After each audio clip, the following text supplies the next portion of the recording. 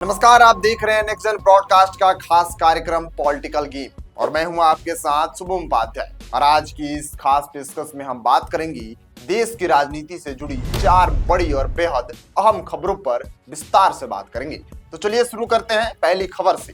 पहली खबर बिहार विधानसभा से, जहां मुख्यमंत्री नीतीश कुमार और आरजेडी विधायक भाई वीरेंद्र के बीच तीखी नोकझोंक ने सदन का माहौल गर्मा दिया। हम लोग हैं 2002 है। दूसरी खबर मध्य प्रदेश की राजधानी भोपाल से, जहां लोकसभा में नेता प्रतिपक्ष राहुल गांधी ने प्रधानमंत्री नरेंद्र मोदी पर भारतीय अमेरिका ट्रेड डील को लेकर बड़ा हमला बोला है। नरेंद्र मोदी जी ने फोन किया और हिंदुस्तान के किसानों को बेच दिया, हिंदुस्तान की गारमेंट इंडस्ट्री को बेच दिया। तीसरी खबर पश्चिम बंगाल से जुड़ी है, जहां सुप्रीम कोर्ट ने एसआईआर प्रक्रिया पर ऐतिहासिक फैसला सुनाते हुए पड़ोसी राज्यों के जजों की तैनाती का रास्ता साफ कर दिया है।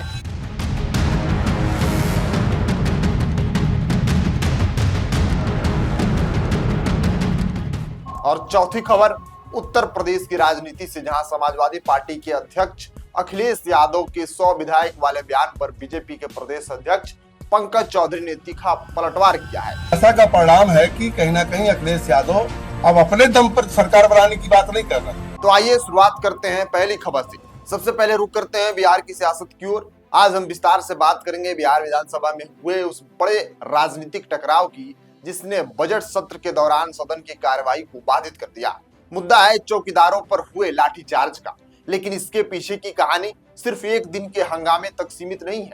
यह मामला जुड़ा है हजारों चौकीदारों की मांग, उनके मानदेय, उनकी सेवा शर्तों के और सरकार की नीतियों से। मंगलवार को जैसे ही सदन की कार्रवाई शुरू हुई, आरजेडी विधायक कुमार सर्वजीत ने चौकीदारों पर हुए लाठीचार्ज का मुद्दा उठाया।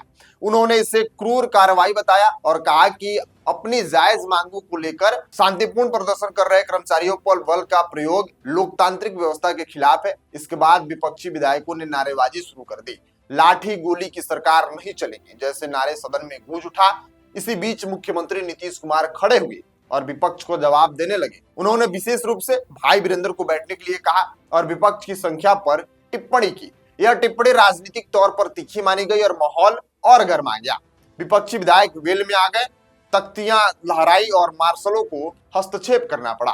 संसदीय कार्य मंत्री विजय कुमार चौधरी ने सरकार का पक्ष रखते हुए कहा कि प्रशासन चौकीदारों और दफादारों की चिंताओं को दूर करने के लिए प्रतिबद्ध है। अब सवाल है कि आखिर चौकीदार प्रदर्शन क्यों कर रहे हैं? बिहार में चौकीदार और दफादार ग्रामीण पुलिस तंत्र की रीढ़ माने जाते हैं। ये गांव स्तर पर सूचना संग्रह, अपराध की प्राथमिक रिपोर्टिंग, वारंट की तामील और प्रशासनिक सूचनाएं पहुंचाने का काम करते हैं।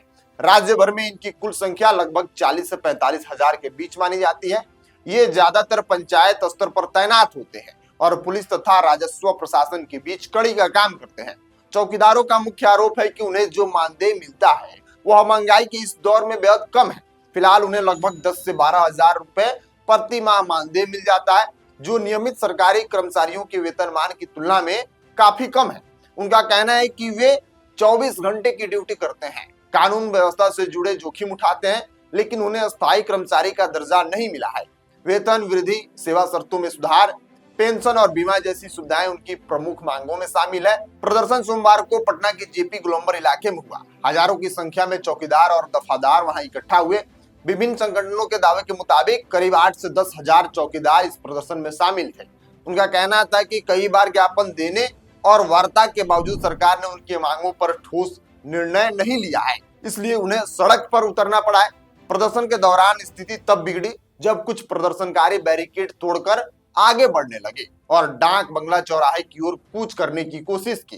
पुलिस का कहना है कि कानून व्यवस्था बनाए रखने के लिए उन्हें हल्का बल का प्रयोग करना पड़ा, लेकिन चौकीदारों का आरोप है कि बिना उस्कावे के लाठीचार्ज किया गया और कई लोग घायल हुए।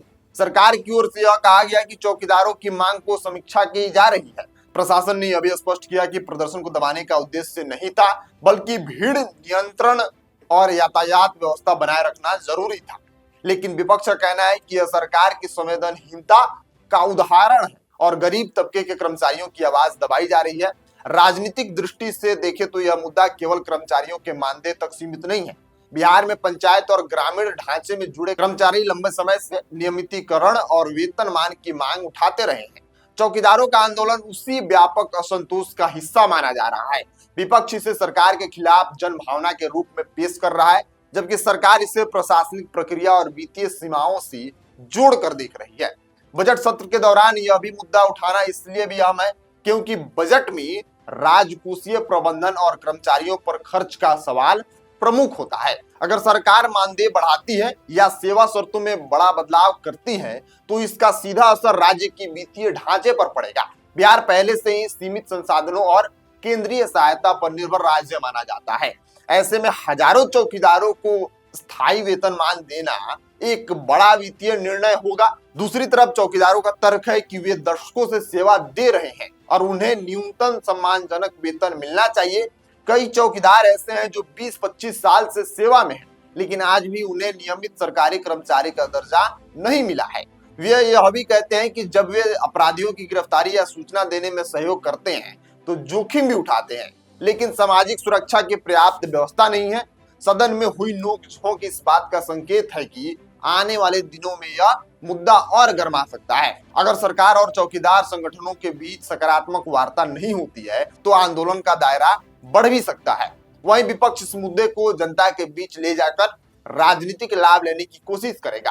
कुल मिलाकर बिहार में चौकीदारों का आंदोलन केवल एक वेतन विवाद नहीं है, यह सम्मान, स्थायित्व और सामाजिक सुरक्षा की मांग का आंदोलन है। विधानसभा में हुआ हंगामा इस बड़े असंतोष की राजनीतिक अभिव्यक्ति भी है।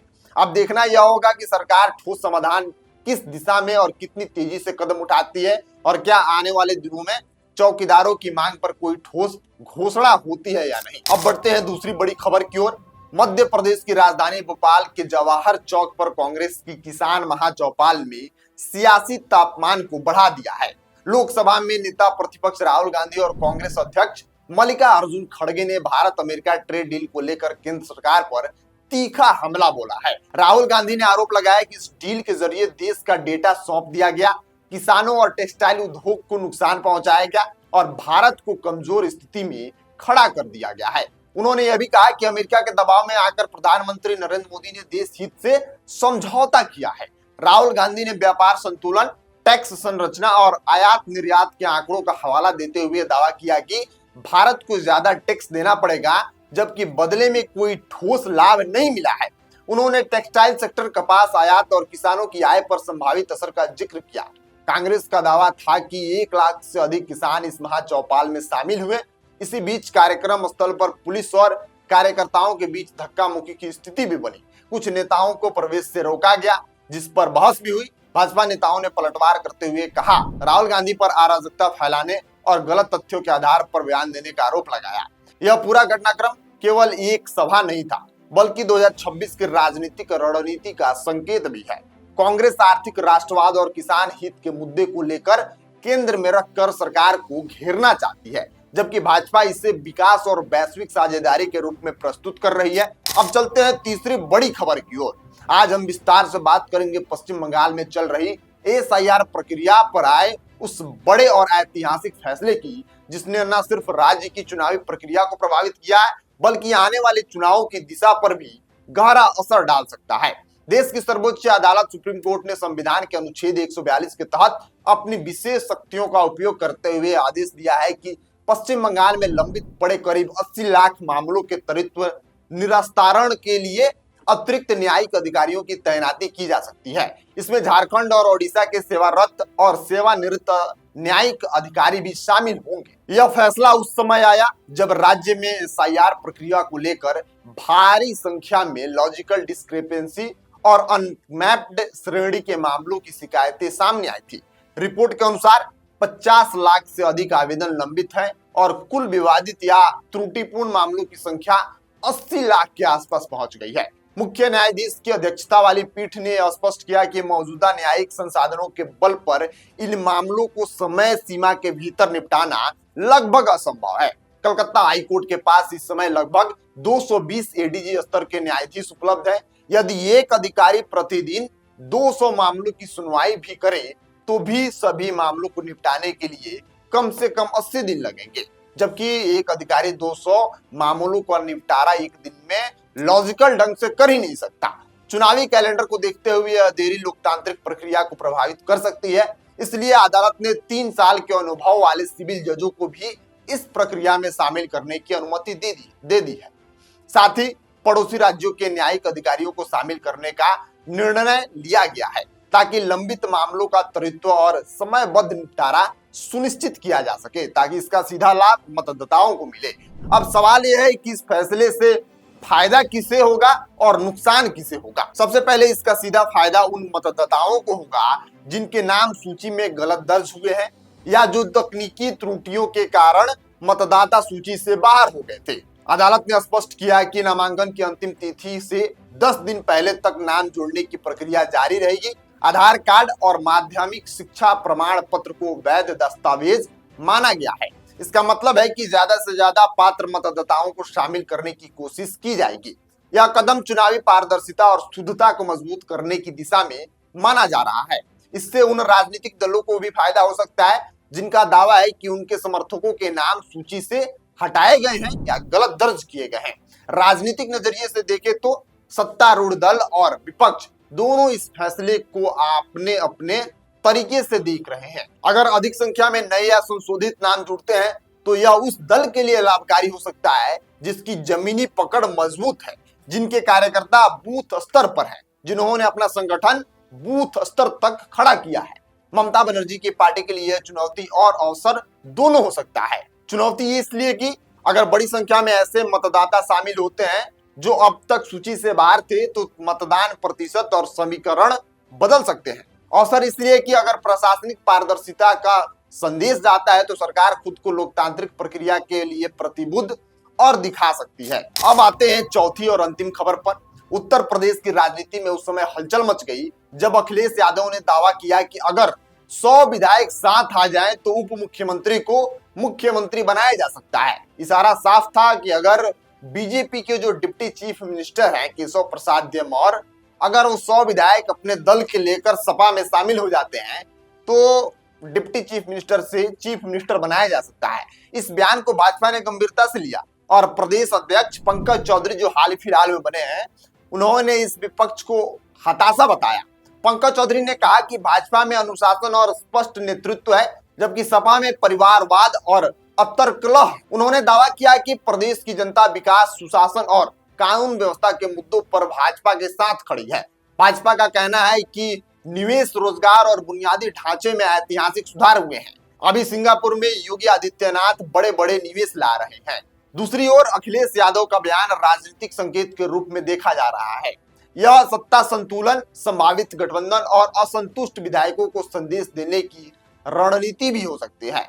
उत्तर प्रदेश की राजनीति में बयान अक्सर भविष्य की रणनीति का संकेत होते हैं। इन चारों खबरों को एक साथ देखें तो साफ होता है कि देश की राजनीति इस समय बहस, आरोप प्रत्यारोप और रणनीतिक आक्रामकता के दौर से गुजर रही है। बिहार में सत्ता और विपक्ष की सीधी टक्कर, भोपाल में राष्ट्रीय स्तर की आर्थिक बहस, बंगाल में न्यायिक सक्रियता और उत्तर प्रदेश में बयानबाजी, ये सब मिलकर आने वाले राजनीतिक परिदृश्य की दिशा तय कर सकते हैं। आज की इन 4 बड़ी खबरों का यह विस्तृत विश्लेषण था।